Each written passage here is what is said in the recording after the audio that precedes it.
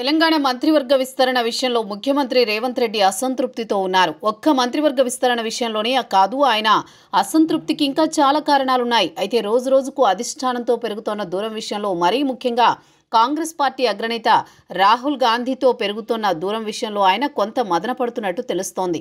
ఈ నేపథ్యంలో ముఖ్యమంత్రి ఇటీవల చేసిన కొన్ని వ్యాఖ్యలు రాజకీయ వర్గాల్లో చర్చనీయాంశమవుతున్నాయి. ఈ ఇంటికి ఆయిల్ ఎంత దూరమో ఆ ఇంటికి ఇల్లు అంతే దూరం అవుతుంది, అందులో సందేహం లేదు. అవును, తెలంగాణ ముఖ్యమంత్రి రేవంత్ రెడ్డి కాంగ్రెస్ పార్టీ అధినాయకత్వం మధ్య పెరుగుతోన్న దూరం గురించిన చర్చ సందర్భంగా ఒక పెద్దాయన నోటి నుంచి వచ్చిన మాట ఇది. నిజమే, కాంగ్రెస్ పార్టీలో రేవంత్ రెడ్డి అంత కంఫర్టబుల్గా లేరు.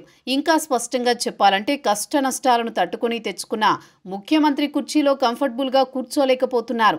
రేవంత్ రెడ్డి అక్కడ ఇక్కడ మాట్లాడుతోన్న మాటలు, చేస్తున్న వ్యాఖ్యలు గమనిస్తే ఇటు పార్టీలో అటు ప్రభుత్వ వ్యవహారాల్లో ఆయన సంతృప్తిగా లేరని, ఒక విధమైన ఉక్కపోతను అనుభవిస్తున్నారని అనిపిస్తోందంటున్నారు. ముఖ్యమంత్రి కంఫర్టబుల్గా లేరన్న విషయంలో ఎవరో చెప్పడం కాదు, ఆయన మాటల్లోని ఆ ధ్వని స్పష్టంగానే వినిపిస్తోందన్న చర్చ రాజకీయ వర్గాల్లో జరుగుతోంది. ముఖ్యంగా మోదీ బడిలో, చంద్రబాబు కాలేజీలో చదువుకుని రాహుల్ గాంధీ వద్ద ఉద్యోగం చేస్తున్నారు అంటూ చేసిన వ్యాఖ్య ఆయనలోని అసంతృప్తిని ప్రతిబింబించేలా ఉందని అంటున్నారు. ముఖ్యంగా రాహుల్ గాంధీ దగ్గర ఉద్యోగం చేస్తున్నా అంటూ ముఖ్యమంత్రి పదవిని కొలువుగా పేర్కొనడంలో ఏదో నిగూఢ అర్థం కనిపించని బాధ దాగుందని అంటున్నారు. రేవంత్ రెడ్డిలో ఉన్న అసంతృప్తి, కాంగ్రెస్ పార్టీలో ఆయన ఎదుర్కొంటున్నట్లు చెబుతోన్న అవమానాల విషయాన్ని పక్కన పెడితే, దత్తాత్రేయ ఆత్మకథ ఆవిష్కరణ సభలో ఆయన తమ పూర్వాశ్రమ సంబంధాలను నెమరవేసుకోవడం వెనుక ఏదో కథ ఉందనే అనుమానాలు వ్యక్తమవుతున్నాయి.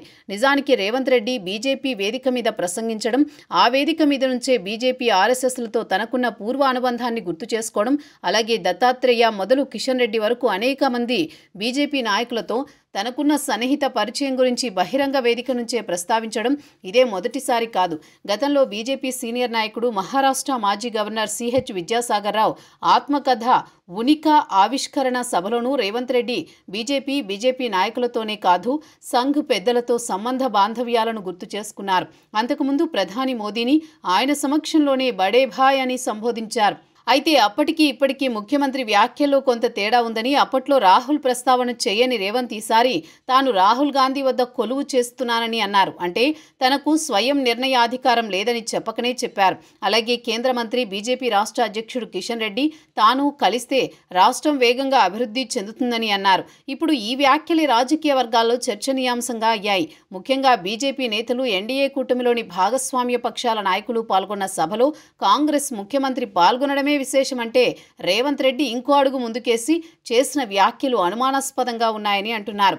బీజేపీ నేతలను ఇంతలా ప్రసన్నం చేసుకోవడానికి రేవంత్ రెడ్డి పాకులాడడం వెనుక ఆంతర్యం ఏంటనే కాంగ్రెస్ వర్గాల్లో చర్చ జరుగుతోంది. రాహుల్ దగ్గర ఉద్యోగం చేస్తున్నా అని బీజేపీ వేదికపై చెప్పడం ద్వారా రేవంత్ రెడ్డి ఎవరికీ ఎలాంటి సంకేతం ఇచ్చారనే చర్చ నడుస్తోంది. అన్నీ కలిసొస్తే మీతో కలిసి నడుస్తానని కమలదళానికి సంకేతం ఇచ్చారా?